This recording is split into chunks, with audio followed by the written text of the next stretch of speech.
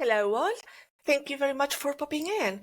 This is a video series where I talk to other digital professionals about their jobs, about SEO, product management, project management, and today we are going to be highlighting the importance of SEO training with Myriam Jessier, who is a senior SEO consultant and a corporate trainer. Hello Myriam, how are you? Hello, hello. I'm very good. I have a tiny microphone and I feel very important holding it. That's excellent. So let's crack on. What is training? What is the importance of training for SEO? So, here I'm going to start with the famous phrase, it depends, because it really, really does. There's this situation that happens in agencies where it's the nature of the beast. Every year to year and a half, professionals will jump ship, go to another agency, be poached by in-house teams, and you are left with hiring again, onboarding people again, and no matter how much we wish we could hire the perfect person that we could just plug into the job, it's never quite the way it works out. So you really do need training. And this is something that in the past had been kind of left to either the team lead or in my case, I'm pretty sure in your case, we were just thrown to the wolves and told figure it out. Where are the tools? We don't know. How are we supposed to present the audit? We don't know. But you have to make your own. So it used to be this tradition of you tell people when you leave an agency, take everything with you because you will not have training, you won't have this. That has changed a lot because there's a clear understanding that training will save you time, save you money, ensure better quality of work. But it's not just agencies. Everyone has started noticing that training really does pay off and that you cannot pay someone who does web like in the past. So you can't go to the person who does web in your company and say, do a lunch and learn. It doesn't work that way. You really do need professionals. And the reason why it depends is we all have different needs. So you may be very strong because your developer team has already been trained to do this and has Mhm. passed on the knowledge. Documentation is good, but then maybe it's the content side that is a problem. Or another element. So when we talk about the importance of training, getting a Udemy course is not necessarily the answer. Because if the course covers everything and all you need is a level up, Mhm. ooh, yeah, that's not gonna fit. So training is very important, but in specific situations with specific needs and specific teams. So, like I said, it depends. What's your opinion? My opinion as a former teacher is that it really is absolutely important. Although I have a confession to make. My confession is that when I started in this business, having come from, you know, the world of teaching, the world of learning as a professional, etc., I didn't think it was going to be so necessary, and it was a bit scammy as well, because I had gone Mm. through all those corporate courses where there were no clear goals, no structure. Utter waste of your time. Exactly. Yes. It was totally useless, totally useless. And I thought, oh my God, I can't really keep on doing this because I was going to go in that direction. Actually, I was going to do marketing, but also kind of do a little bit of learning and teaching and training or whatever it is that you want to call all this, because obviously teaching and training can be very similar, but they are not exactly the same. And the same goes with coaching as well and mentoring. So yeah, and then I realized that with SEO, it doesn't really matter how much you know. You always need to keep learning. And so one very good way to do Yes. it is to get somebody else who knows something very specific that they have known, that they have done for some time, to tell you how they have overcome that issue. It's Pareto's law applied to training. Totally. So you are seeking the person who can give you that extra 20% you don't know, Mm-hmm. that 80% of the other specialists don't know either. So that's, to me, that's the value. There are so many courses that just go over the basics and cover everything, and you look at this and you're like, do I apply this? Does that make sense in my world? So one of the things that I do as a trainer, if I'm going to recommend a checklist, a framework, a way to do things, you can bet that I'm going to be testing this to make sure that it applies. Mm-hmm. So one of the key problems that we have in our industry is that everybody takes all these tests, all these cool things, all these best practices, and decides that they are a commandment written in stone and that it should apply to their company. So I've heard some consultants that sell their courses for quite a lot go, oh, my course didn't fail. It's just that the client was wrong. It's just that the website was wrong. It's that they weren't working hard enough. And my success as a trainer has been to go, oh, you're having this problem. Well, that's an easy fix. But then I realized I didn't tell them about it because in my head, curse of knowledge, everyone would figure this out. They did not. So I help Yes. them out. I make sure it sticks. Yes. And the other problem is that sometimes the problem is real. So if you've worked on niche websites, you look at these articles telling you how to do everything step by step, and let's say content tuning, like optimizing, tweaking your content with Google Search Console data. Oh, somebody will tell you, you need to have an average position of this and like a impression count of this, and the minimum clicks is this. And you're like, well, it doesn't work with my data. I can't do anything. Does that mean I'm not capable of tweaking things? Mm-hmm. No, it's just that this person is giving a recommendation that works for them, but maybe doesn't apply to you. And when you're always stuck feeling like you are the outlier, like you're doing something wrong because it's not working out for you, it's not helping anyone improve the web. So that's why I got into training specifically. So I'd like to go over the difference between training and teaching because I Yes, got please. into this as an I got into this as a sort of amateur. I had been doing this for years, and I had some clients of mine who were like, for government purposes, we Mm-hmm. have to train you to do this. We need scripts, we need this, we need that. And that was a brand new world. But you already know all of this. So, as the expert, because you used to be a teacher, go on and give us your definition, please. Well, a teacher, they're very, very, very similar. It's not exactly the same, but it is very similar. A teacher is more like a continuous, to me, it's more like a continuous kind of thing, continuous type of learning. Yeah. Continuous up to a limit, obviously, a number of years, a number of months. And it normally, that kind of learning leads to some kind of certification. Um, a trainer normally trains you in something very specific, really very, very specific, like a football coach. Well, probably that's not. In Spanish, it's more like a trainer, not coach. So, What is for your me, definition? for me, it's a situation where I will come like Mary Poppins and stay with you for a time Mm-hmm. and then disappear because my end game is to train you to take my place. Mm, Now, if I'm teaching you, it's a different relationship. It's more during the time. So, this is why I say that I'm a consultant and corporate trainer.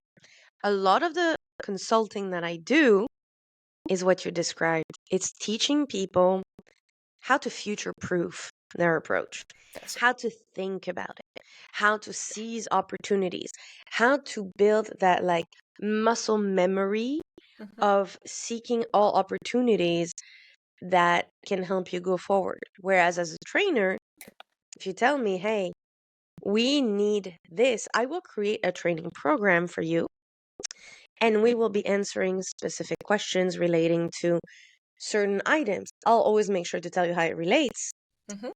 but it's not that ongoing relationship where That's it. you can reach out to me and go, this may not be SEO related, but it's causing an SEO problem. What do I do? Okay.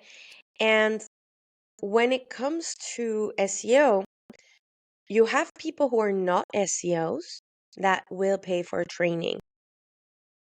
Now, teaching SEO, that's a different story. That's people who want to have a job in SEO. And I think you can be trained to do SEO and become an SEO, but you will have missing bits Yeah. that you will have to acquire elsewhere. And that means you become your own teacher. So this is a bit of an interesting take, because this also means that you get different levels of students as well. Mm-hmm. And it's sometimes a bit difficult to see the difference between who is a student and who is a client. Mm-hmm. And sometimes I have students that become clients because they need me for a very specific thing after, or I have some clients that ask me to train some of their team members and level them up.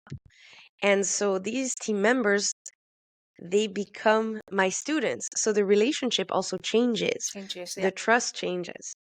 So I think this brings about another very important question, because everyone wants to share their knowledge.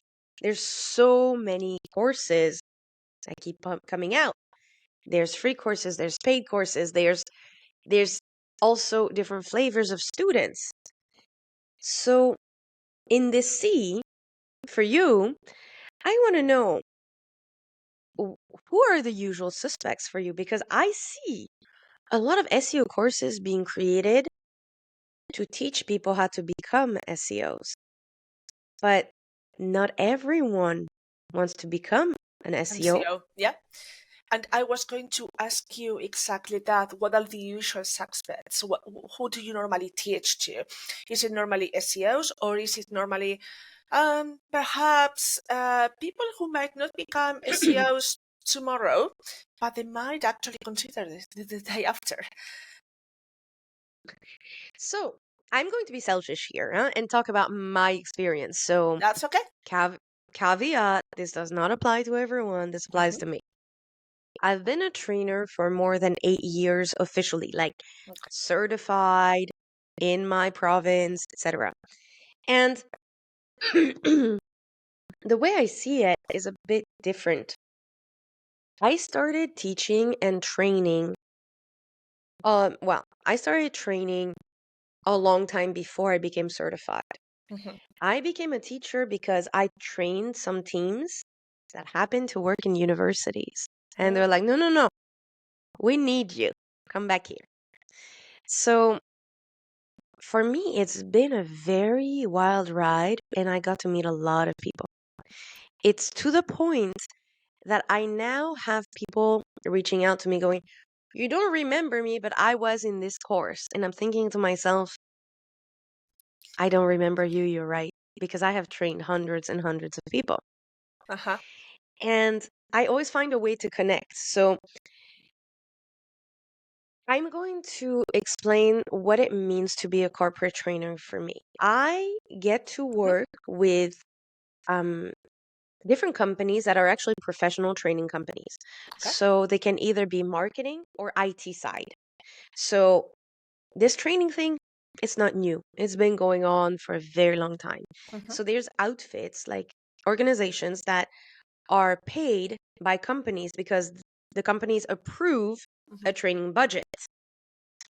So if you are not affiliated to this company, you will never get to train some people Uh-huh. because that process is already in place, right?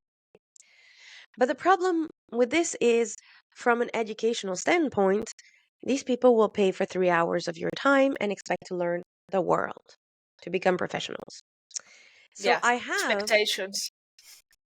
yes, but if you do it right and if you're honest, these people will reach out to you and go, hey, I'm glad I learned this. I Mm-hmm. feel much more confident. I understand things better. not my job, never going to become my job. So can I hire you or can I hire someone else? So you have to consider that this is also opening a door for them to simply know more and Mm-hmm. feel more comfortable. Some people do tell me when I meet them in these courses, I am here because I'm fed up with my agency speaking jargon I don't understand and asking me to make choices Mm-hmm. I know are wrong for my company, but I do not have the same vocabulary to answer them and say why. So, this is a first layer. You also have university courses that can be professional Mm-hmm. or, like you said, teaching.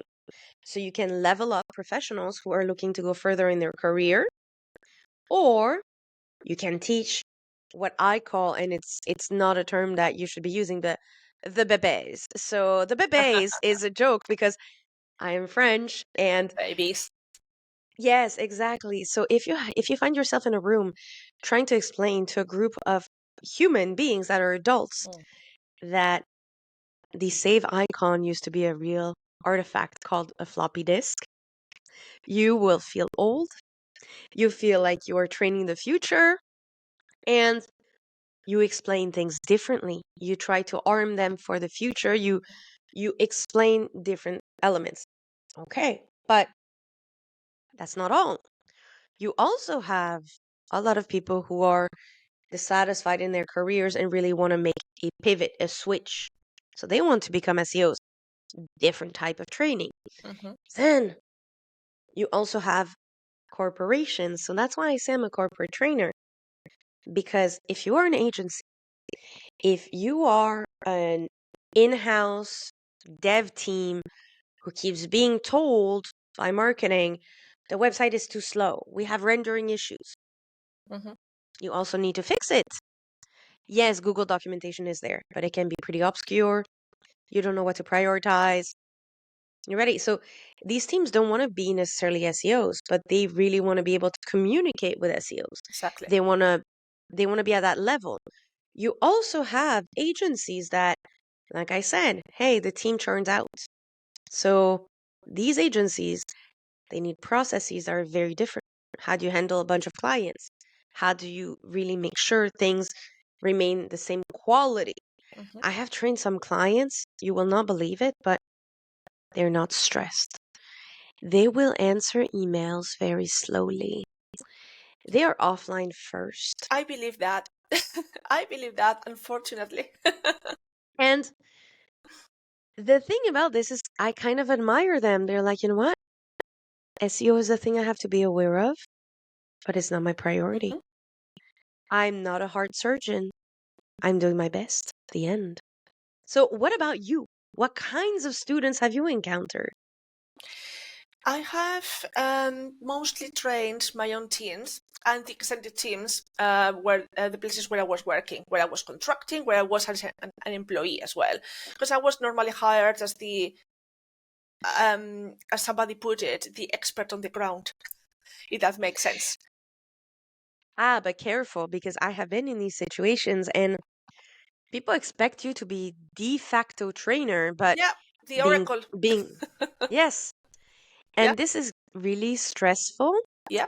and not everybody is very pedagogic. So you either should be trained Mm-hmm. into how to be a good trainer, or maybe it comes naturally to you and people take it for granted. Mm, So talking to everyone here, if you want to do a lunch and learn, go ahead and be a teacher or a trainer for a day. Have fun with it. Do not put too much pressure on it. exactly. But keep in mind, if you are Mhm. the Oracle, maybe the Oracle needs to get paid a little more or get a little more training themselves, Yeah, okay? that is something that came on the conversation as well. So my kind of students were mostly my teams. My teams were not always SEOs, but they were handling some SEO matters for which they needed to level up a little bit. So there were other people who were not, as you said, were not SEOs, but they were interested because they didn't want to kind of be left behind. So they thought, oh, SEO seems to be cool, fantastic. Like technical SEO, everything is fantastic. Everything's so cool. So I want to learn. But the reality is that they would come for a conversation, perhaps, and then maybe a session with me, and then that's it. That's it. That's basically it. And they will find out that it is actually a lot more technical, as they put it, because this is the word of choice, technical. Too technical for me, too big for me. And then they would actually forget about it. However, they would understand that I knew how to handle things, and they would leave me do the rest of my job, which was a fantastic advantage of that. Then I had university students as well. University students who were not going to That's be a, necessary SEOs, but they needed to know about SEOs because they were digital. They were going to become digital professionals. They were going to be working in the digital world. So they needed to know about SEO and about technical stuff. And you won't believe this, but what the internet? What is internet? What a server does, etc., because they did not understand. It's just all keywords that were floating about, but that's it.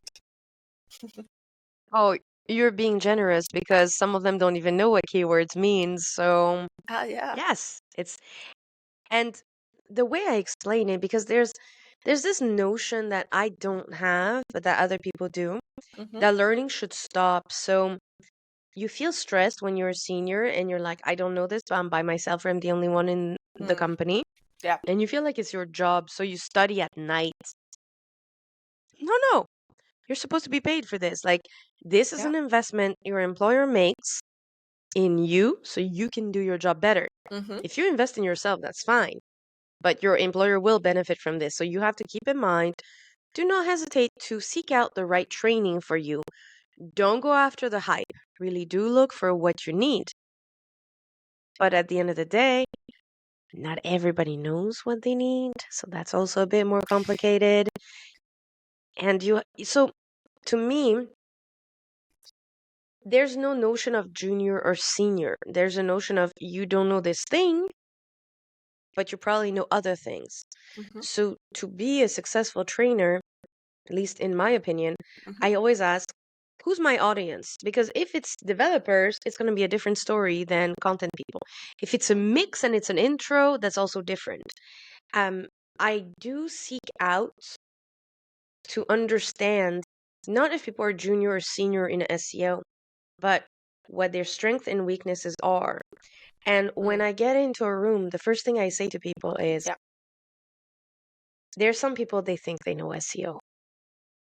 And I'm on record here, so I'm gonna be pretending to be careful, but I'm not. Like let's be real here, okay? Let's be Let's remove real. this. So I'm not alone in my company. So my company is named Pragm. It's short for pragmatic. Mm-hmm. Nobody realizes this, but that's a joke. I'm very, very pragmatic. So I will tell people, your knowledge here, I don't want you to impress me. I'm not paid to sound smart. I'm paid to make you feel smart and ensure you truly do get some smarts in terms of SEO. So your knowledge is kind of like a Gruyere cheese. So this is where the French comes from. Let me see.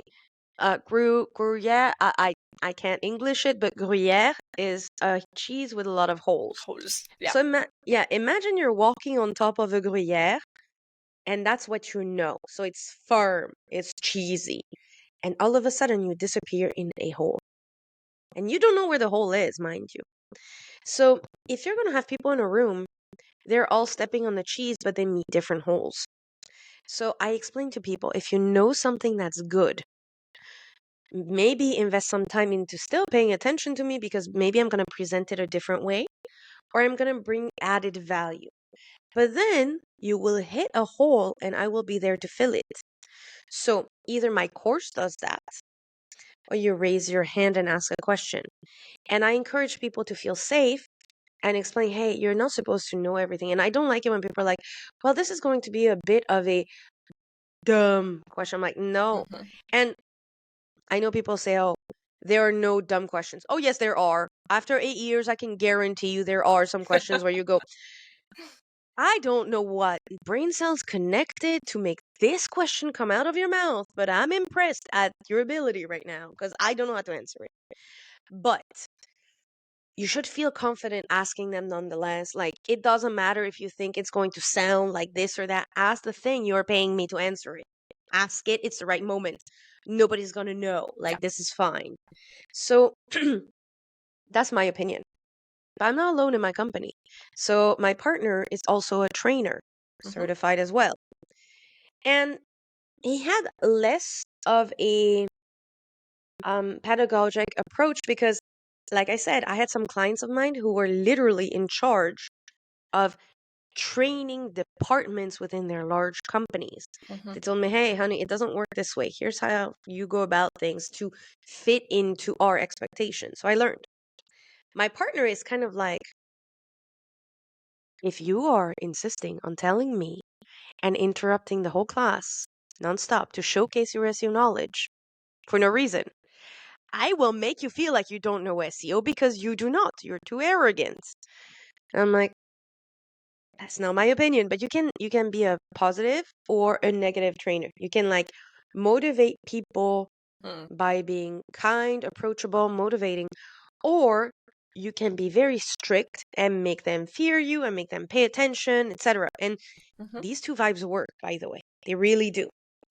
Because you will have some students that will talk over you or will feel the need to showcase what they already know. So they're not here to learn, they're here to feel less self conscious about not Yeah. knowing things. And you have to like break them out of this. And my partner does it this way where he's like, listen, we're still going to go through things. I understand that I understand your old agency did things a specific way, but if you're here, it's because you invested your time and you're giving me your trust. Let's go. And if it doesn't work, he will just like stop the student and go, since you know this, can you please define it for the class? Oh my gosh, I do not like this. That gives me stress as a student. Ooh. Yeah. So it's a mix. It's a mixed bag, and Mm-hmm. you need to find the right trainer for you. And that's what people don't understand because they go after the hype. Oh, this person is super famous. Oh, this person has gone on the Google podcast, so they must be good. And it's like, yeah, they are good. They are recognized, but maybe they're not good for you. Mm-hmm. And that's a key issue. So, w- what um what would you recommend people look for in a trainer? Like, what's the thing that as a teacher you would go, if the person says this, it's pretty much a red flag, or you should be looking for this? As a teacher or as a trainer, you need to adapt to the situation because your students are never going to be exactly the same as you were saying earlier. Even if you are teaching at a university, or even if you are just training at a any company for several years, your students are never going to be the same. They are never going to have the same motivations. You need to adapt. And one very good way to adapt is ask what they are actually looking for in the course. Who are they? Are they going to be doing SEO? Are they going to be anything digital? And what are they going to be? Because sometimes it is just about very senior people who are never going to touch any SEMrush tool or any other tool. I mean, they're not going to be able to come any near that because that is not their job. That is, I was talking to David Bain a few days ago for SEO in 2024, and one of the things that I said, we all have our jobs, and within our remit, we can do what we can do. So if we need to learn something, know something about, say, the German market or SEO or something, we need to perhaps lean on other people's knowledge, and that's how it is. And then there's the relationship between the teacher, sorry, or the trainer, and the students is actually quite different. So the issue with training is that everyone wants to pass on information, Mm-hmm. data. The problem is that it's a human process. It is. And you need to really consider this. And if we're talking together, it's because there's money to be made in teaching and training. Oh yeah, there is. And and there's an issue here where we are also faced with there's very affordable things that are available online that are high quality, Mm. and there's very expensive trainings that are not necessarily the best quality for you. Mhm. So how do you navigate this as well? So there's people that have been teaching SEO or training folks to do SEO for decades now. And they do not necessarily update their courses. Like, I'm going to call it out because I've had some Yeah. clients call me and go, "We just got trained, but we need to be retrained. We're sorry. Like, can you help?" Yeah, can you not And remember at university, your professors, some of those professors would not definitely update their courses for years to come. so I do. I do because the It's thing good. about training for me that's important is that I want to correct misconceptions. I want to Mhm. correct myth. I want to make sure that people really do things. So one of the easy things that I care about, it takes me an hour, that's it, is that I ask who's going to be in my course. And for example, if it's multiple professionals, Mhm. so I will sometimes train artisans. I will, like I said, I have an outfit where the organization gets the clients for me. So I have a class. It's always a surprise. It Mhm. can be 2 people, it can be 20 people. And I always ask, what company do you work for? What are you trying to do? What are your specific challenges? And I will go take my course, open their websites, and take a few examples that I quickly see. So it keeps them engaged because they never know when their website is going to pop up in the course. Yeah. And it helps me figure out, based on what they're telling me, I will literally change my course. So I have so many courses that I can like create chimeras, like literal bits and Bits pieces and that make pieces. up the Yeah. entire course where I'm like, yeah, I'm like, Mm. oh, a lot of people are doing migrations right now in this course. Let me add the bit about migrations. I know it wasn't planned. Like the course is vague enough Mhm. in that case to say like introduction or like SEO 201, for example. I make it my own. I make sure that the course is good for the people there. Yeah. And as a trainer, you have a lot of anecdotes, a lot of experience. You need to tie it into the real world. Mhm. Like, don't keep it theoretical. But it's not always easy. And I do have a question because you, as a teacher, you have different point of view than I do when it comes to the ideal class size. Because yes, there's like Mhm. async. There's a lot of people like train on your own. I think you and I are more on the let's do this as a human endeavor where we talk to people. So, what are the limitations for you in terms of class size? I think the less people, the better. But it also depends on what you are teaching. If it is an intro, general intro, it doesn't really matter up to maybe, well, it does matter, obviously, because you don't want 1,000 people in your classroom. Yeah, it becomes complicated when you are training people, so many people at the So, same time. I don't remember why, and I would need to investigate. But Mhm. I remember I had done research and like the ideal number was 7 and I don't remember why. But Mm. I'm not saying that it's an ideal number for a class. I read somewhere that when it comes to human interactions and flow, like after 7 it gets you get little groups basically. Yeah. So what I evolved in is saying, hey, I will accept up to 8 people if you want a custom training, because I know that's something nobody talks about. When you do corporate training, 8 people means 8 people asking questions. Mm. That means 8 people eating into your training time. Because, oh, yes, you want to have the questions at the end? Cool. That's not how people's minds work. They're not going to like sit on their question until they have to pee. You know, like that feeling of, ah, they're not going to be paying attention to what you say. They're focused on not forgetting their question. Yeah. So, very often I will tell people, like, just throw the questions at me, like, let's go. Okay. And so to get back, like I have taught classes that were intro classes for up to 25 people. Mm-hmm. And that's where the weird nomenclature comes in. So it's kind of like ice cream flavors or Starbucks order. Okay. So venti, whatever. Yeah, I have my own nomenclature. So if you want a class where it's up to 10 people and you have very specific needs and you send them to me in advance and you want like a 1 hour of Myriam, give me your best. I want to know the best. Okay. Like the best advice, the best, whatever. Masterclass. I will teach you a masterclass. It can be between 1 and 3 hours. Cool.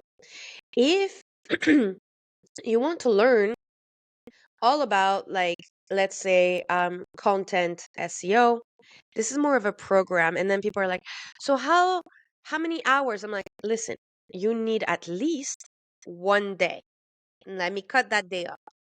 You can hire me and I can come and teach the whole day, or we can have multiple sessions because I have found that like Mm-hmm. an hour and a half is usually the maximum people can hold on. Yeah, Because that it's is true. true. Like you need, if you're going to do 3 hours, you need at least 3 breaks and you need to figure stuff out. So, like, the number of people and what they want will dictate what the class looks like. Mm-hmm. So, I've even, like, it's a regular thing for me. Agencies will pay me to do a jam. And a jam is literally they send you the team's questions regarding your topic, Mm-hmm. and you're supposed to go through and cover as many questions in 1 or 2 hours as possible. Yeah. Boom, boom, boom, boom, boom, boom, boom. There's no red thread, Mm-hmm. there's no course. There's just pure knowledge. People come in, want this, and they're curious about the other questions, Mm-hmm. so they stay, right? Ask me anything. So, yes, I have been asked so many questions that are not tied to SEO. Mm, And I'm like, listen, let me give you the SEO perspective on this, but remember, that's not our practice, okay? Or I always have to tell people, like, yes, I do know how to do Google Ads, and I'm very good at analytics questions, but do not expect SEOs to know this. It just so happens that exactly. I do. So you always have to make sure to like not get frustrated, and people don't know what they don't know. So Mm-hmm.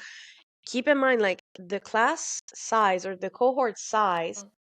will dictate what the course looks like as well. You have to keep this in mind. And people don't realize this. So then they're like, well, this person is supposed to be really good and I followed their 1 hour course or their like blah blah blah course and Mm.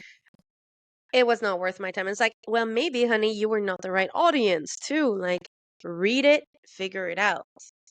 And I have a small gripe as a trainer. It doesn't matter how good your title is, how good your course description is. People will still misread it and not follow instructions and have Normally. expectations that you can't meet. Yeah. Normally. So I usually, for example, if I'm going to teach you, I had this recently and I love the team. I had a team hire me for Google Search Console training, and none of them had access to their Google Search Console. Which is a problem. So, not for me. So, what I did is I have a test website, so I'm equipped as a trainer. I will train Mm-hmm. you on my Google Search Console account, but I will cut the training session in two. So I will tell you after 45 minutes, hey, now you understand that I need you to have your account.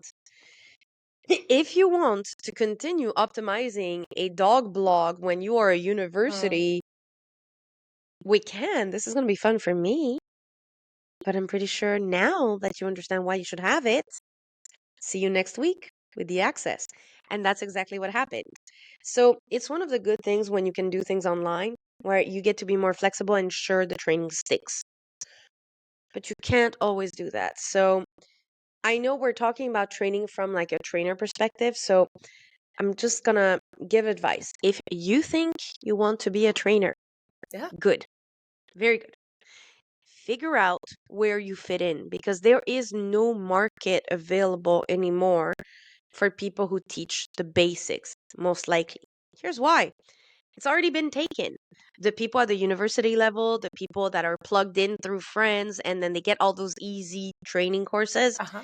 it's not going to be you. I'm sorry. This is more like older folks who have already figured out their way into the market. So if you're thinking about being a trainer, figure out what's the added value that you bring. Is it a way to do things? Like you do things way better, you're more organized, you're whatever. Is it the depth of your knowledge? You can be asked any question like in a jam and answer like this because you know it. Is it maybe like a specific topic? Figure out your angle, figure out what you bring people because training takes different forms. Mm-hmm. And just because you're not necessarily super comfortable at first, it doesn't mean that you're going to be a bad trainer. But you need to account for this. Like you will have different levels. You will have days where everyone is shitty. Just everyone. I make a joke. I don't believe in horoscopes, but I make a joke where I go, well, I just had a 3-hour Mercury retrograde because I don't know what Mercury retrograde is, but I had a colleague that was like, it's Mercury retrograde. Nothing is going to go well. So sometimes you have those sessions. You cannot even save the session. You can try your best, Mm-hmm. but it's just not going to align, okay?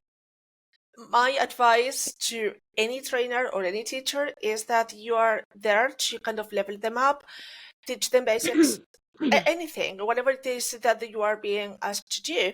But then at the same time, you are there to inspire people to continue learning. So that example that you mentioned, Miriam, earlier about this guy who perhaps was not the right audience, perhaps it's somebody who was not willing to learn. And this is an old phrase, but it is very important, still relevant. If you don't want to be taught, you're never going to be learning. You're going to learning. And That's what it is. You have to have the willingness to learn, and sometimes you find people that you can't teach simply because of that. well, it's not just that, but sometimes put yourself in people's shoes. They're told by their bosses you have to go there. That as well. Okay. I have to go there doesn't mean I have to pay attention. Mm, So there's different ways to get around that. Like my personal point of view is to introduce myself and say, "Hey, I share." So one of the things that I am known for is that I will share very short. It used to be tweets, now it's LinkedIn post. Very short. So I know everyone like writes an entire novel. I'm not here to give you a tutorial. I'm here to answer very specific micro questions that will make you feel smart in like 30 seconds or less. Because one of the reasons why I became a trainer is that I kept answering the same questions over and over again. mhm, So I will tell people, listen, follow my LinkedIn if you want to keep learning. Like, never stop learning. Here are all the different places you can go. yes. And if it didn't work out this session, like, it's fine. I give them an avenue. I also explain to them why I'm here because maybe they don't know. Like, maybe they've been told something else. So I give them a way to connect with me or to ask specific questions from a specific perspective to make sure that everyone is on board. Hmm. I will provide more advice then, even though it's not in my course, to make sure it sticks. Yeah. But like I said, it's a human interaction at its core. So if you get tired of talking to people after a while, maybe training is not it's not that it's not for you because I get very tired. Like I used to be able to do 3 training sessions of 3 hours in a day. Forget it. I don't have No, the brain for this anymore. you get No. tired. You get tired of teaching as well because there is a cost to teaching, and this is something we haven't Yes. spoken about. And it's not about salary, it's not about what you get paid, it's about the cost of preparing and delivering. And the same with presentations and everything. When you deliver any presentation, you need to put together a nice presentation, a nice deck, and a nice story to tell. And be ready to ask to answer the questions that they ask you. With this, you need to prepare course materials. Not the same as a presentation, not the same whatsoever. And then you need to go there and be able to teach. When I was at the school, and I think this is still happening, many teachers were there because they wanted to try their luck. So they knew French. the new English, the new maths, the new anything, but they were not able to communicate all that. So that knowledge would never stick unless people were Absolutely. motivated to do it, right? Were motivated to learn French, to learn maths, to learn English, doesn't Um, matter. So you really have to have some willingness to actually go and teach as well, or train. my personal brand of teaching is people learn better when they're laughing. Yeah. So I like to have fun, and I've trained quite a few German teams, and I got the feedback from one of the students going, I didn't know teachers could be fun in Germany. I didn't know I was allowed to laugh during training, and this is so different for me. And I laughed. I was like, yeah, I'm a bit different, and that's fine. Mm-hmm. Like, there's different types and different ways of approaching training. So Yeah. if this resonates with you, that's cool. So in tech, and that's I'm opening a door we're gonna need to close real soon, but um I do really well in tech as a corporate trainer because most people are like me, which is neurodivergent. So how I deliver the information is highly entertaining to people who are neurotypical. Like it's fun. Mm-hmm. But to people who have ADHD or are autistic, I say or, but it could be and or. The information I provide is factual, so there's always documentation. You can find it, like you can Yeah. parse it, but it's delivered with an approach that is meant to reflect the fact that I'm also ADHD. So I know that your focus is going to leave. Mm. I know I can tell when you're getting tired. I can tell when I need to tell you, hey, we're not going to push through this. You need a break. Or, hey, I'm also getting bored of talking about this. Can we move on? Like it's these moments. So you really do need to pay attention to once again the human element if you want Yeah. to succeed. Always. But on the other end, if you need a training, do not buy into the hype. Really do read the thing, figure out who your trainer is, figure out if it's going to work. And that's the key to getting the most value out of it. So I think it sounded like parting words, don't you? Yeah, I wanted to ask you the last bit actually, and thank you so much for all your advice and tips. Hmm. What do you do to switch off? What do you do to rest, from all training and SEO analytics? Well, there's a ritual because like I said, I teach as a tandem, so I have a partner and sometimes he will come in and he will like literally either face plant on the couch next to me or like sprawl on a chair and go people, and that's his switch off. And then he'll like complain a bit and then feel better and move on. Me, to switch off, I need to like this only happens with training. I need to turn off the camera. Mm. I need to make sure that I get the feeling that my students can still hear me after I'm done. Like this is a weird feeling. So I need to literally like close the computer, go get myself a drink, and not have human interactions for roughly an hour. Like that's my thing. Let me just dance around the house with music. Let me go for a walk. I don't know, but I need to switch off. Yeah, And me then I too. can be human friendly again.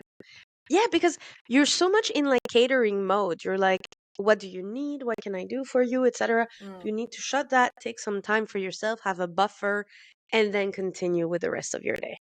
Right. Well, this is fantastic. Thank you so much, Miriam, for your tips, your advice, your time here. And well, hopefully we can all inspire a new cohort of teachers and trainers who will be able to train the new generation of SEOs. Not just a new generation of SEOs, but anyone who's interested Or in anyone. learning and helping us do our job better. Yeah, I'm here for that. I'm here for that So, too. I think you can find both of us on LinkedIn. So Hmm? my LinkedIn is Myriam Jessier. And just in case you need proper training, you can reach out to either of us actually to do so. I highly recommend it. It's going to be a fun adventure. Find and also check out her talk at Brighton SEO. And yeah, thank you so much again. Bye. Thank you very much. See you soon, everyone, on the internet. Bye.